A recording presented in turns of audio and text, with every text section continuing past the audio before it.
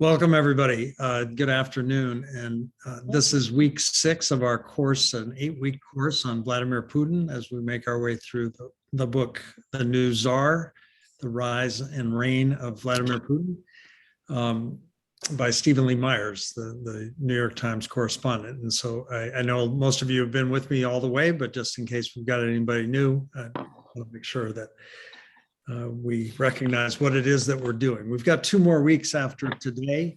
I've said this every week this spring. One of these days, we're going to have nice weather on one of these Wednesday afternoons. Not yet. Not yet. We'll see. To our friends in warmer places, North Carolina, California, Utah, Idaho, there's lots of people out there who are watching the recordings of this or even are on the call now. Be grateful for what you've got, because it's loud. Welcome to New England. Welcome to New England. Exactly. I want to start today. There's this reading. When I read this book the first time, I read it not with the context of war versus Ukraine happening in the background. It was a lot of, I think at that point, still very theoretical ideas of what Vladimir Putin was all about, and speculation about what he might mean in some of the commentary speeches that he gave at different times. Now we see it in a very different light, I think. And I was amazed to go back and read again some of what we read for this week, some of the speeches that he gave in 2004, for example, when he's talking both about what happened in Beslan. We finished the last class with a quotation about the demise of the Soviet Union. And then this speech that he gave about Ukraine, and specifically about Ukraine, and in particular, what all of this meant for the world as he saw it. I think over the course of most of the last 20 years, those have been the geopolitical musings of a man who probably would never see his goal through to any kind of fruition. Now we can't help but see it differently. And so I want to start with that. I want to start with just asking you what your reaction was to last night's reading and some thoughts about Mr. Putin and just kind of where we are and where we've been. So let me stop there for a minute and see if anybody has something they'd like to say. Horrifying. I'm sorry, could you say that again? Horrifying. What horrifying can you add to that a little bit? It could be read today as the truth and as promises of what has happened. And his dealings. Oops, sorry. Even George Kennan said years ago, expanding to me was a mistake, would be a mistake.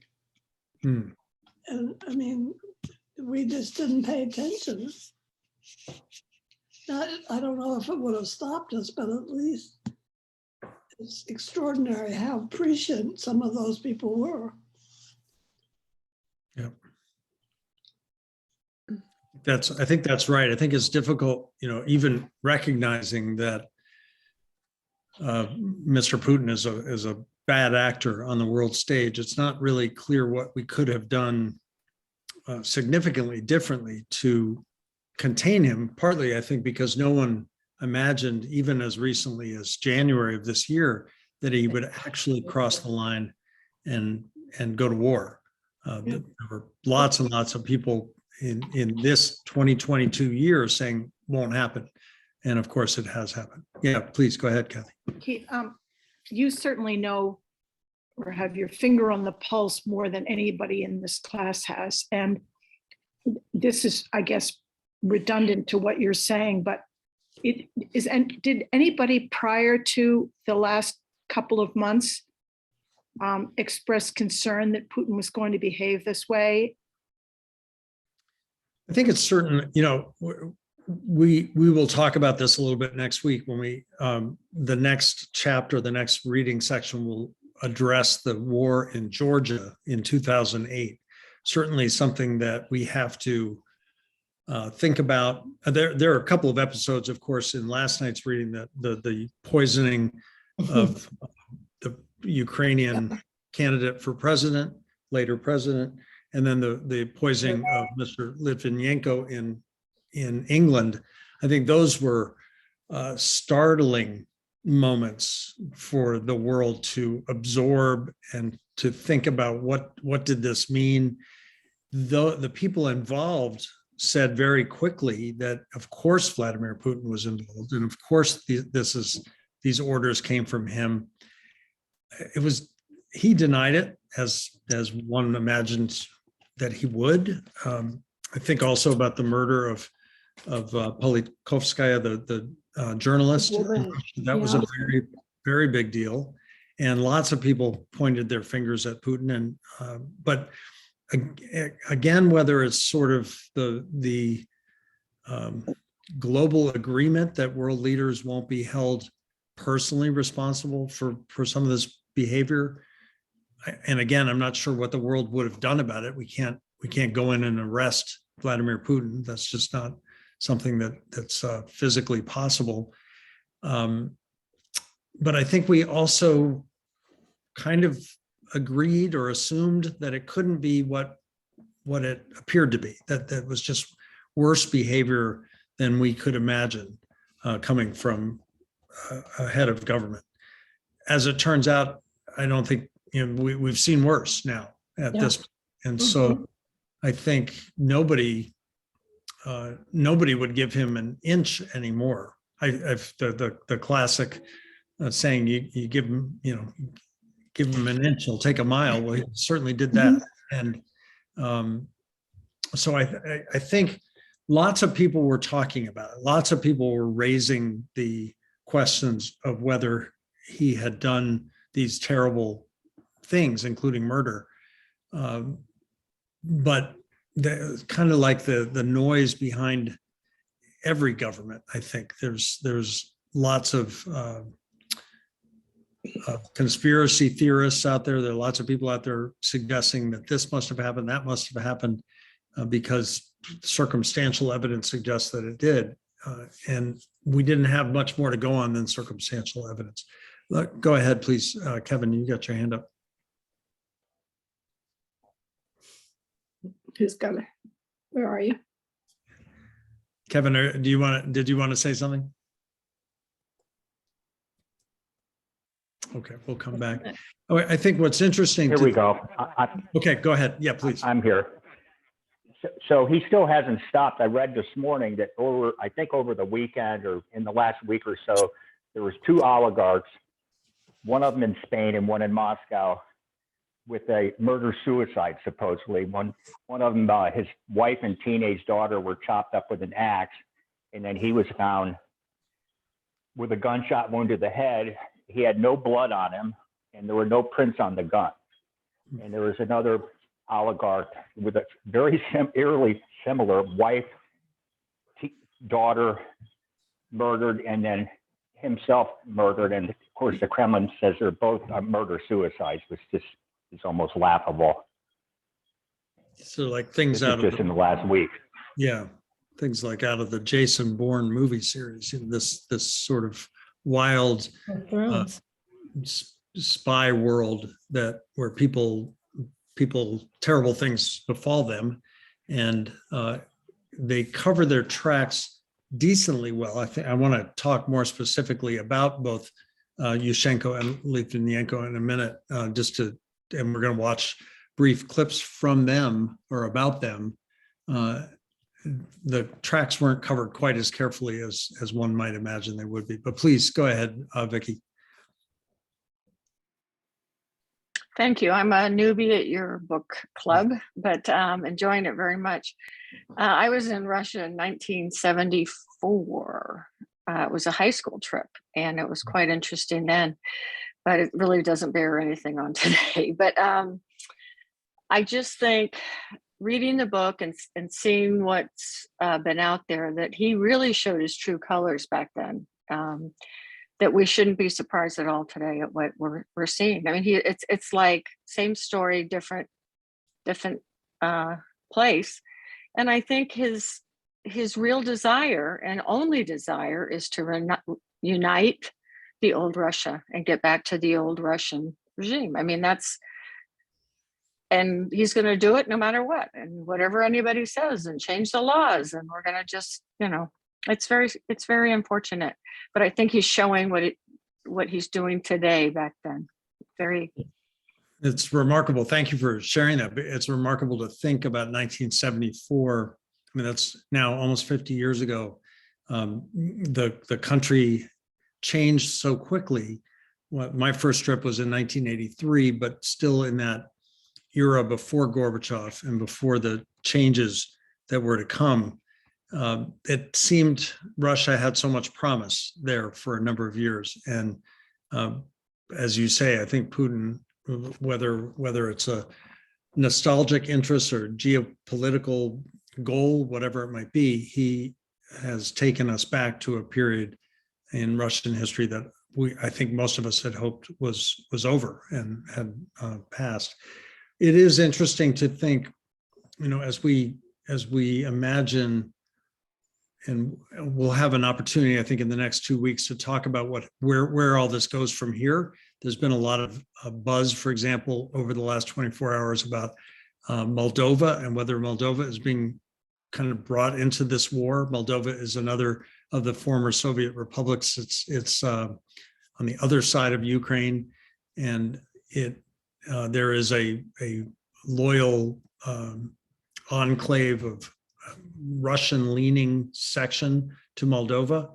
Was there an attack there in the last 48 hours? Mhm. Ukraine says that the Russians, if there was, that the Russians did it, that this is a setup, not Mhm. unlike what we've seen before. Right. Russia says Ukraine's doing it. Moldova so far has been largely silent on the whole thing. And does that mean that we're going to see a new theater to this war in the country of Moldova? And hard to know right now. But John, go ahead, please.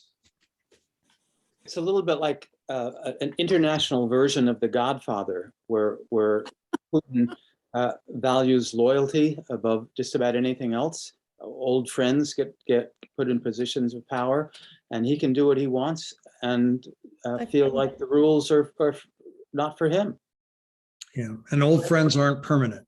The loyalty, if it's broken, that is a disaster for the person who breaks it. And I think that's what we've been reading too about purges in his military. The war certainly hasn't gone the way that he wanted it to go.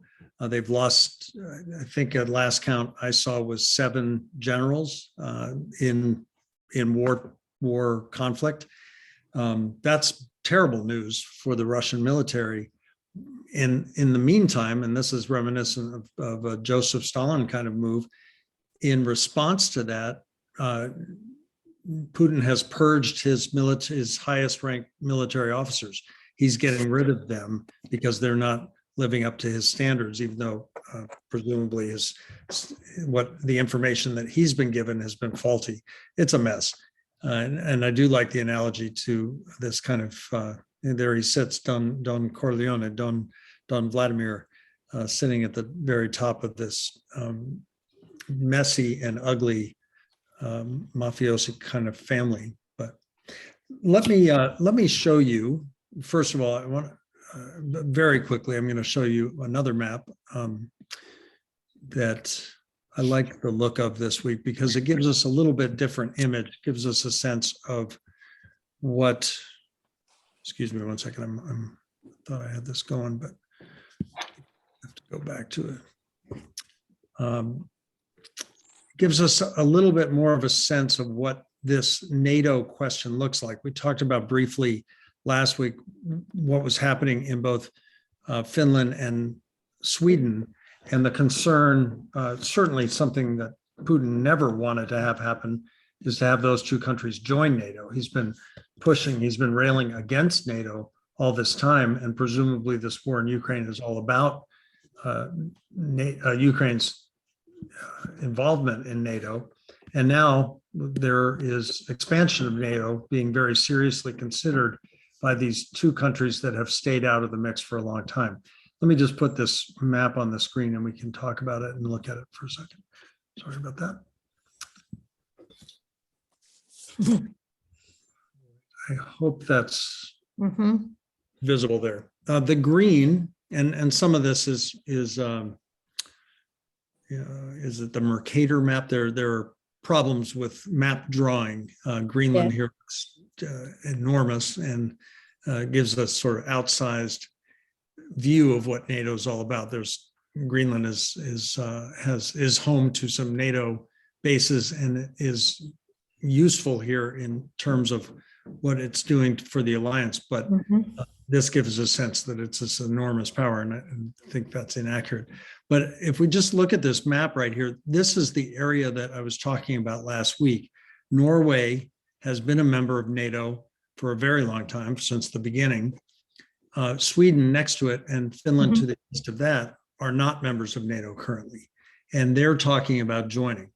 Finland has this long border with Russia, something that they've had to take very seriously, their Russian neighbors, for centuries, not just decades or years. As I move down this map, and I don't know if you can see the cursor, but here we have Estonia, Latvia, Lithuania, these three Baltic countries that were former Soviet republics and are now part of NATO. Here's the little piece of Kaliningrad. We talked about this I think 2 weeks ago. This is a part of Russia. This is actually a little piece of Russia that sits out here.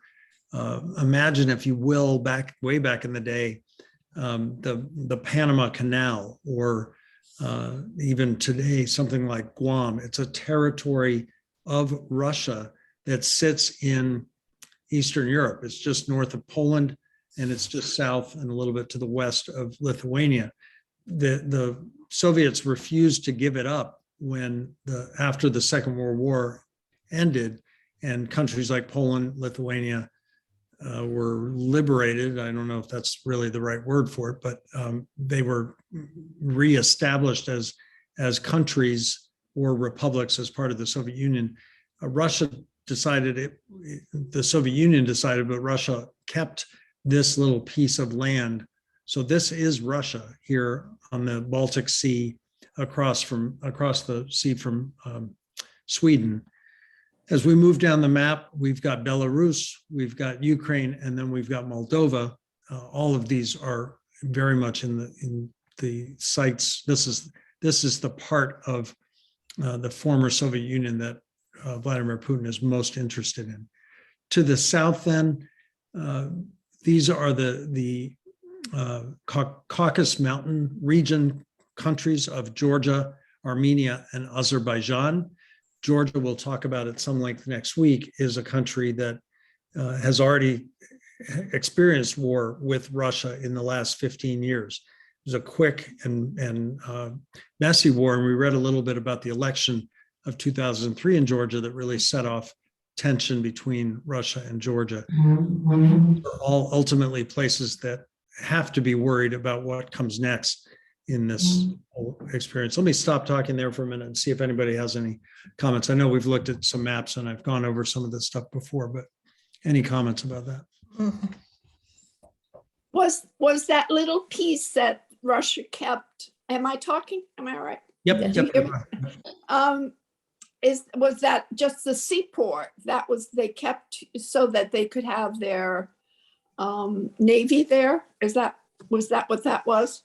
Yes, that's really the principal reason. It was military interest. There was some talk at various points. Russia had sort of imagined first that it would be some kind of Russian version of Hong Kong, that this would be a financial center. That was talked about for a period of time. Later, it came under some scrutiny or interest as a possible Las Vegas, that Russia had been looking for a place to establish. They were trying to get casinos out of the major cities of Moscow and St. Petersburg, where they had proliferated in the 1990s. and they were looking for a place where they could ultimately put them. That didn't work out.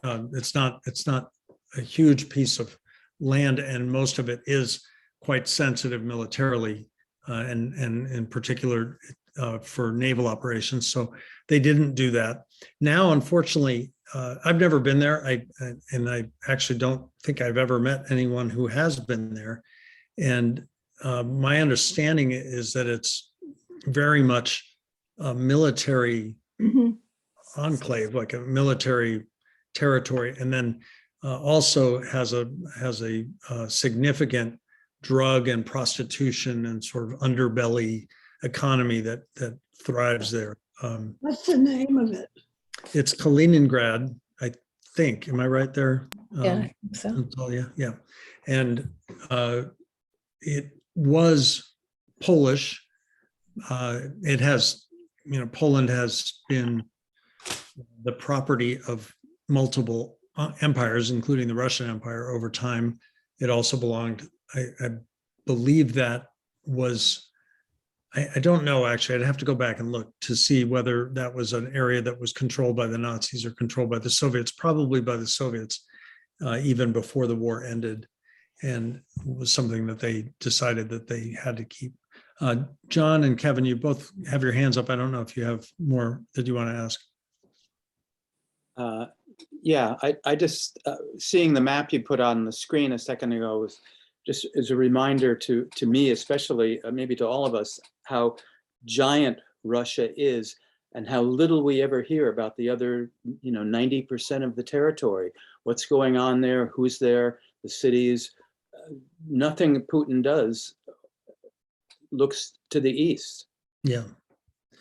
And part of that, some of, if you look at the history of Russia, the Russian Empire and its expansion, there is so little population to the east that, for example, once they broke through on a couple of key places primarily in the 16th and 17th centuries, Russia was able to expand east almost instantaneously. There was nothing to stop them at all. There were few people there, and certainly no military presence to stop them from expanding all the way across until they got to the very far east, and then they ran into more population areas. But you're absolutely right. We don't have any significant population centers. One exception, Novosibirsk, is the third largest city in Russia. It's a reasonable, maybe 2.5 million person city that sits almost smack in the middle of the country, but very much on the southern side near Kazakhstan. And then a handful of cities that are maybe anywhere from 80,000 to 200,000 cities, maybe a couple more that are bigger than that in Siberia, but the weather is just horrific. I mean, we're talking about cities where the temperature in the wintertime will routinely go to 40, 50, 60 degrees below zero. And in one famous case, the coldest inhabited place in the world sits in Siberia, 96 degrees below 0 Fahrenheit. That was the lowest recorded temperature outside of Antarctica. And people live there. I mean, that's just, you go up 100 degrees, you're at 4 degrees Fahrenheit, and it's still pretty darn cold. So this is just startlingly bad weather. And then actually, because of the continental weather systems, it gets quite hot there in the summer. I've spent a summer in Novosibirsk, and it was hotter than it is here in Connecticut. I would say it was probably in the 90s most of the time I was there, and some really wicked thunderstorm weather. I don't know enough about how tornadoes form and that kind of thing, but I imagine that they probably have that kind of severe weather threat also. So it's pretty inhospitable territory out there, and you're miles and miles and miles, thousands of miles from the nearest coastline. So if ports matter, it's tough to get things in and out except by airplane. There's a lot of train track out there, but it's difficult to move the kind of, even the weather is so bad in the wintertime that the tracks are difficult to maintain. Please go ahead, Nina. Yeah, the only thing I wanted to say was sort of to echo what you just mentioned, and that is if you think of all the continents on Earth, wherever there's access to water is where you have your populations. In the United States, from east to west, there wasn't much except for the Mississippi River and the rivers falling off of it.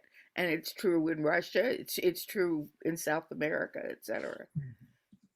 And one of the unusual things, just the geography of Russia, most of the rivers in Russia run north to south. There is not a good east to west, all the way across kind of river that would allow for transportation that way. So and most of the rivers heading north to south, heading to the north, of course, the Arctic Ocean, which is less and less frozen year round, but is still quite a difficult place to house any kind of Navy.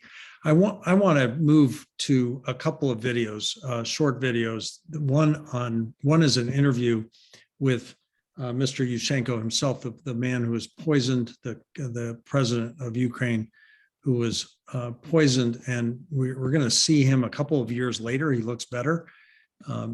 Boy, did he look terrible when it first happened, and there are a couple of pictures of that that we'll take a look at. I think they're included actually in the video. So this is about a 2-minute and 30-second video. Let me get it on the screen. I think it will be self-explanatory. It's subtitled. I'll try to make it so that it's easy. We might have to keep the screen a little bit small so you can see the actual subtitles. I'm going to keep it at this size rather than making it full size, just because I think we'll want to read. I'm sorry, let me go back for a second. I didn't click the right buttons to make sure that you all could hear it the way I can hear it.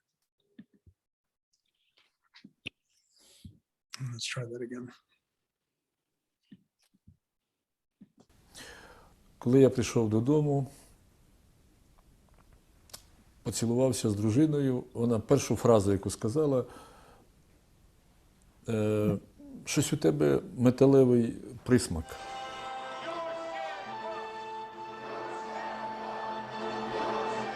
Я зустрічався з керівником спецслужби України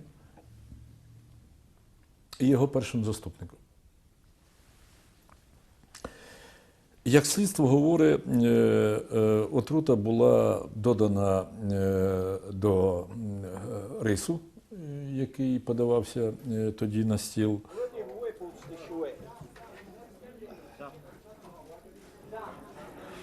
І коли вже я виїхав у Австрію, я думаю, на другий день, на третій день у мене почалися набряки тіла.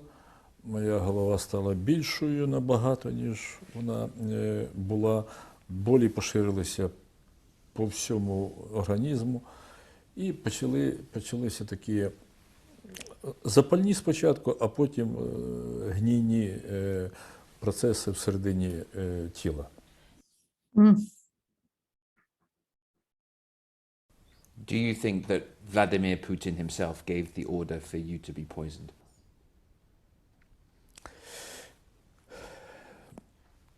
Ну, на це питання у мене є відповідь, але я її не можу оголошувати. What were your first thoughts when you heard about what had happened to the Skripals in Salisbury? Мені боляче за те, що Європа така сліпа, що Європа така недружня, несолідарна всередині по відношенню до тої політики, яку проводить Росія. Мені б хотілося, знову-таки, якщо говорити емоційно, щоб те, що ми називаємо об'єднана Європа, на кінець збагнула, що найбільший виклик для пересічного європейця є та середньовічна феодальна політика, з якою живе Росія в 21 столітті. Sorry about that. Let me get that off. Comments about that? Wow.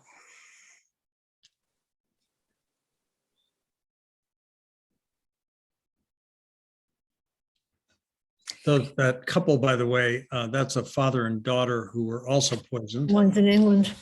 Poisoned in England, and we'll talk about Litvinenko, but that the Skripals also that was another terrible episode in this story. But So any Europe comments has about finally woken up.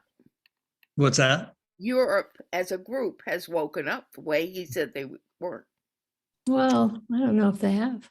Did he die eventually, or is he still going? I think Yushchenko's still going. I think he's still alive, as far as I know. Please, Vicky, go ahead. I just watched that CNN on Navalny. Mhm. Is that for real? Or was that, I sometimes I thought he was such a, what do you call it, publicity seeker, that perhaps it wasn't, but what are your thoughts?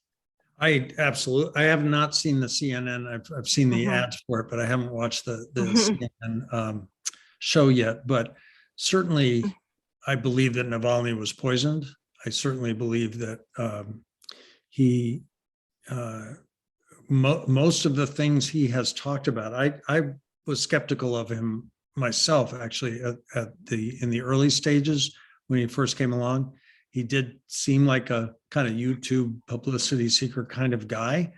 And the longer I listen to him and the more I hear what he has to say, the more I think he was one of those voices screaming out to us to pay attention. And I think he's had it right about Putin all along, especially when it comes to things like the deep levels of corruption, the presidential palace and all that sort of thing that he has made so much noise about. Navalny is sitting in jail. He just, during this war time, he's been resentenced to an additional 9 years of prison term. I don't think we'll ever see him get out of prison. And I think they were trying to kill him when they poisoned him last year. I mean, it's almost, it's like something out of a book or a movie when you think about the fact that Navalny is in jail right now because he broke his parole terms when he was initially sentenced. He was placed on parole, and he broke his parole terms because he was in Germany recovering from a poisoning that almost certainly happened Oh my. by the Russian government. And yet he had the courage, I think I would call it, the courage to go back to Russia, even though he knew that the moment he got there, he would be arrested and that he would not face a fair trial. So yes, I think to answer your question, yes, I think Navalny is another person here who has been affected by this, but I'd love to hear some response to that if you've got it. Well, I think so too. In the beginning, I thought it. And then when I finally got to the end, because I had to watch it in pieces, with all the evidence that they had a recording of one of the guys in charge of it. And now the guy just said over the phone, I mean, they faked their way to this guy that they were involved, with the Putin group. And he said, yeah, we really screwed it up. We should have given him more. We added a little more, but I guess not enough. And that the plane turned around and that's what saved him. He was really upset about it, but I think he'll enjoy it. And I agree, it was real. But in the beginning, I was thinking, this guy, yeah. But yeah. We've seen these outlandish things. There was the episode where, and I'm going to get the details wrong here. I'm sorry, I wasn't paying as close attention to this as I probably should have at the time. But there was a Belarusian journalist on an airplane that was going from maybe Ukraine, maybe Bulgaria to Estonia or something like that. But they went over Belarusian airspace, and the Belarusian Air Force intercepted the plane, brought it down, didn't shoot it down, but forced it to land. The Belarusian armed forces went on board the plane, took the journalist off the plane with his girlfriend, and frankly, they haven't been seen or heard from much at all since. It's not clear whether they're still alive, but they were arrested. And then the plane was allowed to be on its way, take off again, and head to its final destination. I mean, these are really dramatic moments. Imagine that happening in the United States or in Western Europe. It's just hard to imagine, for example, the French forcing a plane down so that they could go on board to arrest somebody. Not perhaps unimaginable if we think about the search for terrorists or the search for other national enemies.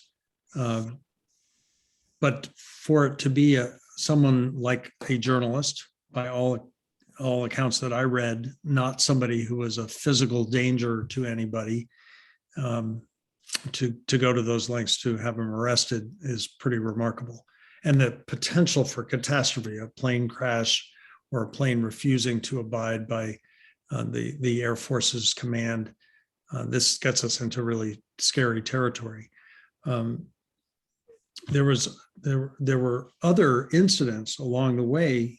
Maybe 5-6 years ago, there was a plane shot down. I believe it was a plane flying from Egypt to Ukraine, full of Ukrainian passengers that was shot down. This gets us into,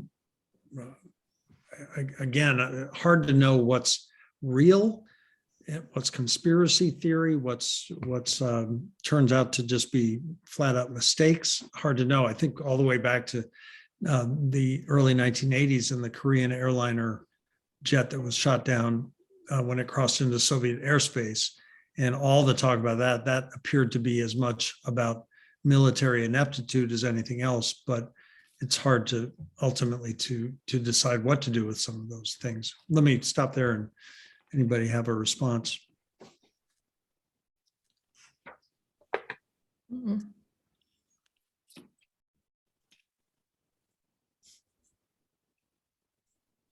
At least I don't know if you're Oh, trying. I'm sorry.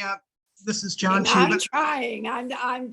My skill set is not very good on this. It's all good. But it's all good. No. I was just thinking that, with all these incidents of, whether it was deliberate or not deliberate, if you go all the way back to the apartment blasts in Russia, that we read about, that Putin is not above killing his own people, actually, to establish a distraction, like the one now you mentioned in Molotova. Yep. That, they're trying to blame that on the Ukrainian people. What he does is he sets up an incident, blames it on the other guy, and then uses it. It's just his ability to manipulate, and everything that we're reading, how he manipulated the oil companies, the gas companies, the banks. So he has control of everything. It is amazing thinking about where he started from and how it was almost sheer luck that Yeltsin then appointed him. It's incredible, the rise and the power that he has acquired. Really, I was just having a really interesting conversation at lunch here at Hotchkiss about this very question. Is, to think that Putin has. Somebody raised the question of if Putin were out of the picture, like if we could somehow take him out, would this be over? And that raises all kinds of really interesting questions about, is it this man, or is it this system that has allowed this man to be ultimately who he is? And my own take on it, sort of taking a coward's route here, but I think it's a little of both. I think we have a system that allows for a man like Putin to be who he is and what he is in Russia. And ultimately, I do think that he is to blame for these things. I think he is to blame for these murders. He is to blame for this war. He's ultimately to blame for I think just today they shut off natural gas to Poland. Poland, yeah. Area. And that's going to have serious repercussions on the economies of those countries. And we're seeing right now what it means to have serious repercussions in an economy. And we don't have anything happening here in the United States remotely similar to what's going on in Poland, where natural gas is being shut off in a country that's also had to absorb close to 4 million immigrants in a matter of weeks. And they're just pressures, astronomical economic pressures that are going to come to bear on that country. Not nearly as sophisticated an economic country as the United States. So he's destabilizing an awful lot of places. And even if some of these moves are, and I think they are rather desperate, they have real consequences and real lives are being affected. But go ahead, please. This is, Go go ahead. I have a question. Is what Putin and Russia, what it's doing, is it any worse than what the US did in Iraq with the sham excuse of weapons of mass destruction and then 200,000 lives or so killed by the US in Iraq? I'm just wondering, is what Russia is doing, Putin's doing, is it any different than what the US did in Iraq? Yeah, I think those, there certainly, we've talked about this a little bit in the first few weeks of this class. I think it is, I'm not in a position really to speak about the United States and its foreign policy in the same way that I have focused my attention on Russia and its foreign policy. But certainly there are parallels and comparisons that can be made.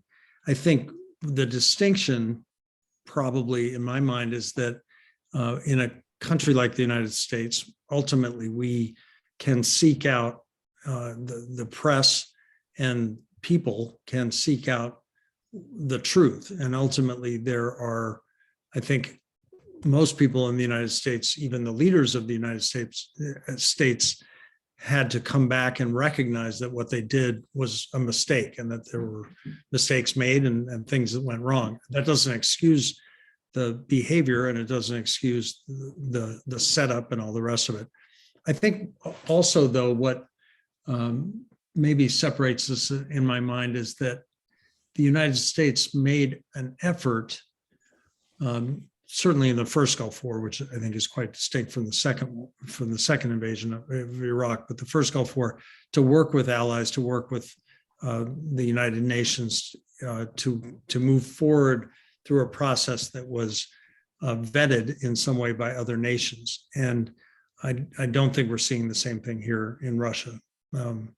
I've been careful not to let us get too pulled into the question of whether I have said on this call, and I think I started my whole experience with Noble Horizons 10 years ago by saying that I did understand, and I do understand, Putin's worry about the encroachment of NATO and the enclosing nature of what's been going on with members of NATO and surrounding Russia over the course of the last 30 years, 25, 30 years.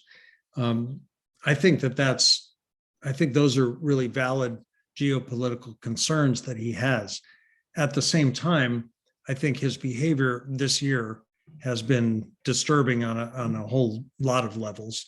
And whether it's as disturbing or more disturbing or less than that of the United States, I don't feel equipped to answer that, but I am concerned about what's been going on. You had your hand up before. You're listed as Meg Clark. Yeah, it's Meg's husband, Tim. Okay. I put it up because you were talking about all of the aircraft crashes and other things that Putin may or may not have ordered, and I was wondering about the shooting down of the Air Malaysia flight that occurred, I believe, over eastern Ukraine and was taken. The Russian-aligned militia took credit for that. Do you think Putin had anything to do with that? And was there any kind of message being sent, or was it in fact an error?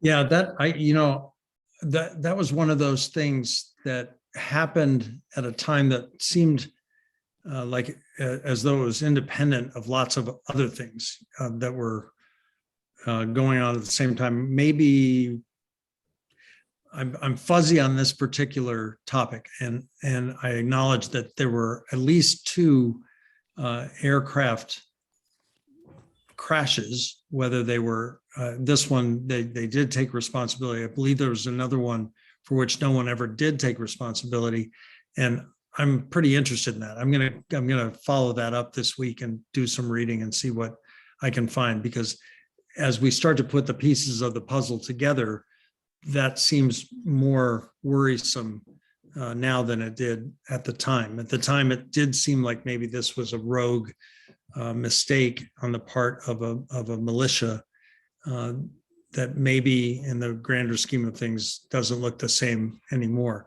I don't want to oversell Putin's control.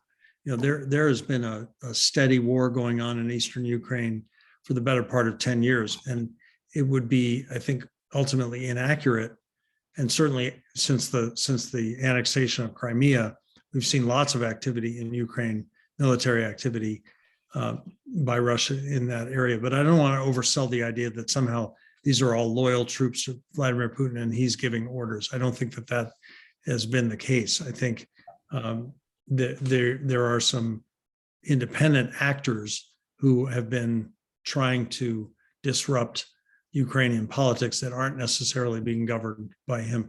There are a couple more video clips that I want to show you today. One of them is a short story about Alexander Litvinenko, who we read about the poison, not the poison victim, but the polonium-10 victim. He's the one who had the radioactive isotope slipped into his tea. This one took place in England, really a bold move by what would certainly appear, all evidence suggests that this came from the Russian government, therefore probably Vladimir Putin giving the order to have this former KGB spy killed. But it happened on British territory. This is not something that happened in Ukraine. That's bad enough. But this is something that happened inside a NATO country, inside a at the time, EU country. So let me just get this up on the screen. We're going to do the same thing, I think, because this one has fewer subtitles, but there will be a couple of moments, I think, where it's subtitled.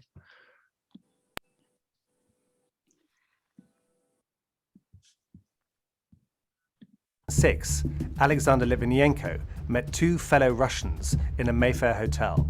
Litvinenko was a former Russian spy, now secretly working for MI6. What happened next would plunge Britain and Russia into their worst crisis since the Cold War. The 2 Russians, Andrei Lugovoy and Dmitry Koftin, allegedly put a radioactive substance into Litvinenko's tea. This was polonium-210, a rare and deadly isotope. Litvinenko died in agony 22 days later. This month, a public inquiry will hear evidence as to who was responsible for Litvinenko's sensational murder. And I promise, one day, we definitely will know who is responsible for this. Because without this knowledge, we just can't feel we are safe. The judge, Sir Robert Owen, has already indicated there is a prima facie case against the Russian state. For the first time, we will hear the forensic evidence collected by the Metropolitan Police in the days after Litvinenko's death. It's expected to show that Lugovoy and Koftin left a trail of polonium from Moscow on plane seats, in their hotel rooms, and in numerous locations all around London. There will be testimony from atomic weapons experts. In a deathbed statement, Litvinenko said one person was to blame for his murder: Vladimir Putin, Russia's president. Смерть человека – это всегда трагедия. И я приношу свои соболезнования близким господину Литвиненко и его семье. Между тем, насколько мне известно, В медицинском заключении британских врачей нет указаний на то, что это насильственная смерть. Нет этого. Значит, нет и предмета для разговоров подобного рода. There will be notable absentees from the court. Neither Lugovoy, now a deputy in Russia's Duma, nor Kofton will attend. The British Crown Prosecution Service has charged them with murder. They insist they are innocent. Мне стало ясно, почему за все эти годы британская сторона так и не раскрыла ни одно доказательство по делу Литвиненко. Этих доказательств просто не было. Был набор диких, ничем не подкрепленных предположений. Были политизированные фантазии лондонских детективов. The inquiry comes at a time when Russia and the West are embroiled in what many are calling a new Cold War. Conflict continues to rage in Ukraine after Vladimir Putin's annexation of Crimea, and Western sanctions against Russia persist. But beyond the politics, Litvinenko's family hope the hearings over the next 3 months will offer them some kind of closure. One of them hit me hard across the face and quickly... Sorry about that. So any comment about that? That's just some visual and video support for what we read.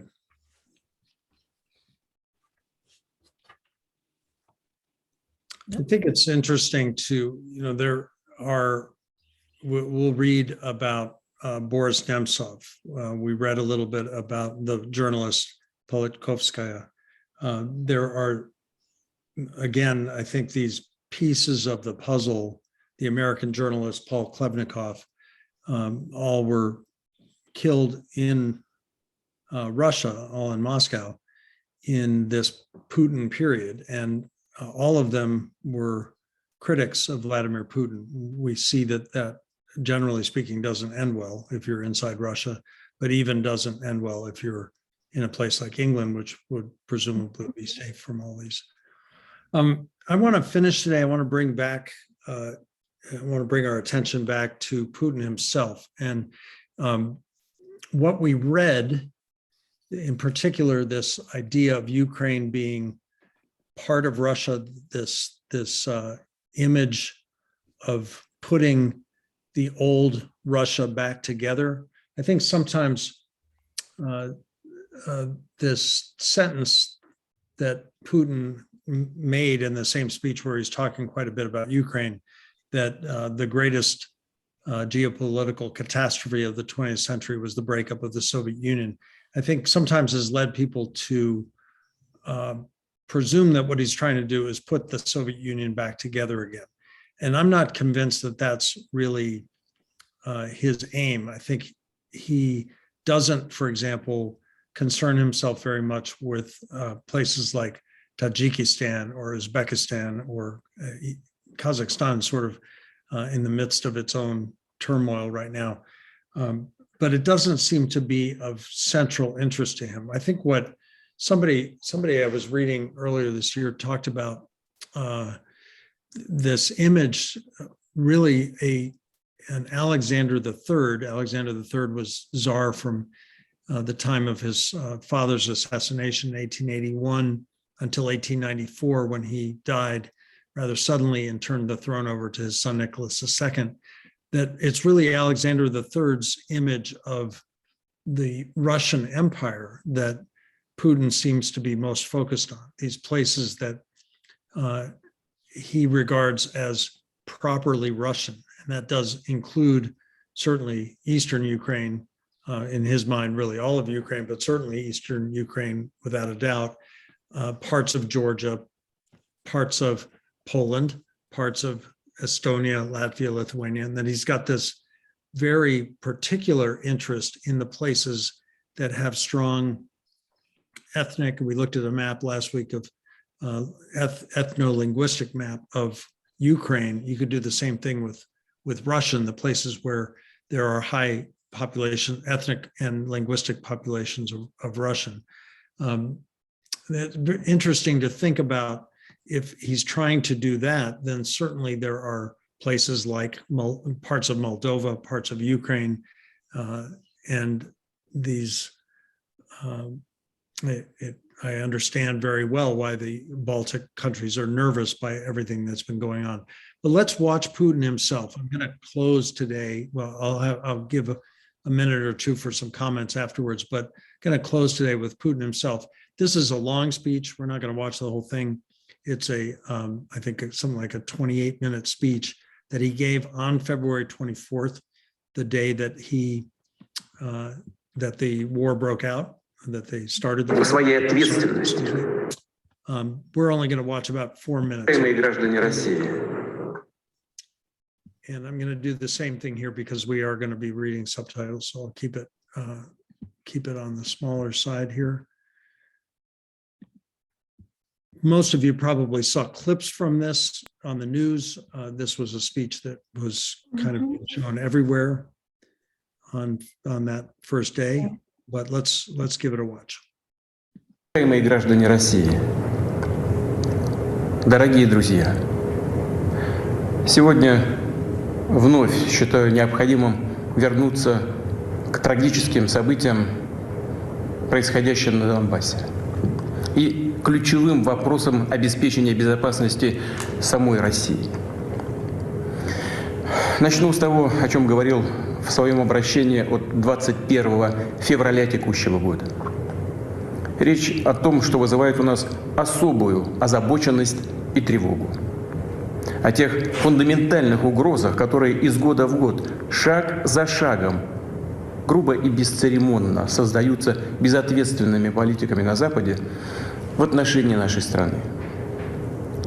Имея в виду расширение блока НАТО на восток, приближение его военной инфраструктуры к российским границам.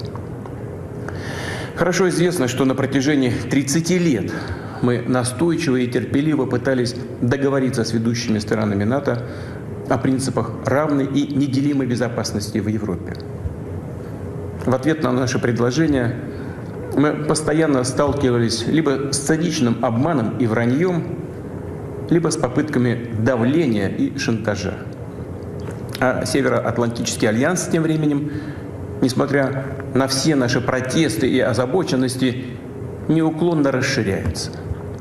Военная машина движется.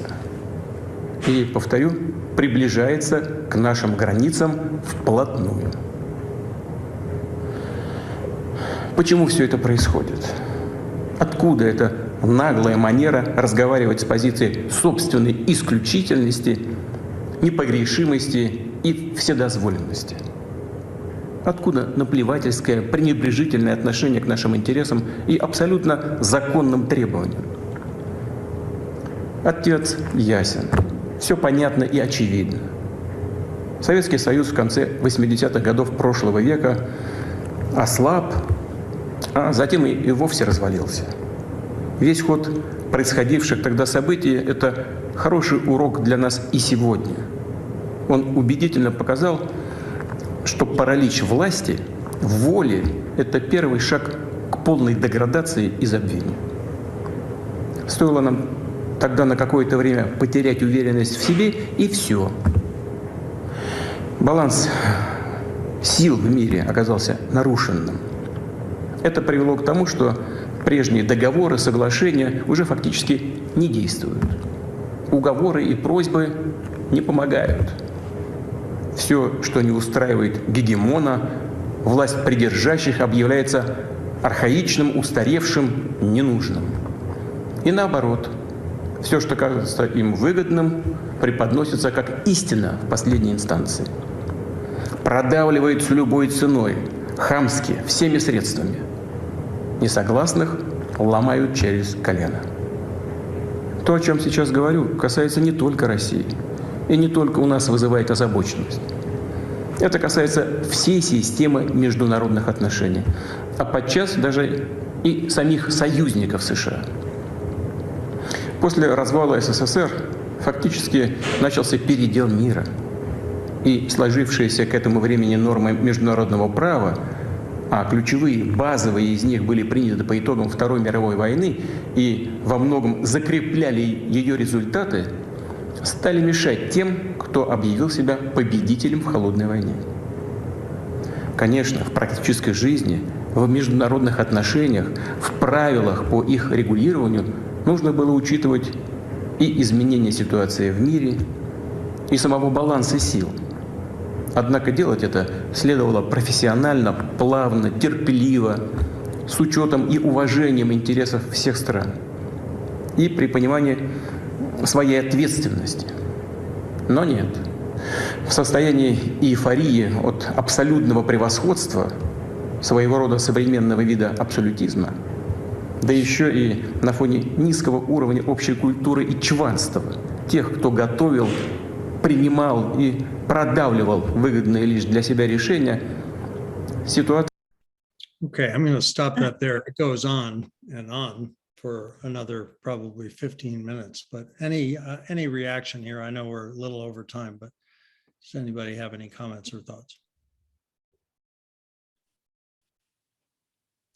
You have to keep remembering too that going back to Stalin, how many millions of Russians died, and what I mean, if we have a sense of the 20th century history of Russia, there's so much agony in it, and it's just very hard to sort of assimilate it. And this is not a very coherent comment, but when he talks about the indescribable hurt that he's been suffering from, the whole country has been injured for decades, this whole century. Thank you, John. He's talking like he's got a calling to stop the US from its hubris and bullying in the whole world. And Putin's the guy to fix this. Yeah, this sort of I mean, I do understand and I do appreciate both those comments, because I think what we were talking about just a few minutes ago, there is this sense that on his part, certainly the way he looks at the world, that the world has been cheating Russia, it's been bullying Russia, it's been stripping it of its legitimacy. And meanwhile, from his perspective, countries like the United States have been behaving arrogantly, poorly, been invading other countries, been taking control and demanding things of other countries. And from his perspective, this is wrong. How he chooses then to act on that is a whole different issue. And attacking Ukraine is a very problematic thing from my perspective. But it is interesting to think of him, if one thinks about him as aggrieved or someone who is very upset by the way his country has been treated. This is the culmination. This speech is a culmination of all that. Nina, I'm going to give you the last word. Okay, I just wanted to say that he wants a buffer zone between his country, his area, and NATO and the rest of the world. One would think that would be neutral, that it would be like a fence that was neutral. But in his case, he doesn't want it to be neutral. He wants it to be totally pro-Russian. But he'll do anything, destroy the places, the people, to create his buffer zone. Well, I think we'll leave it there this week. We've got 2 more weeks. I look forward to seeing everybody. I promise better weather next week. I really do. I promise. And, we'll see how it all goes. But thank you all very much. And Thank you, Keith. Thank you. Thank you.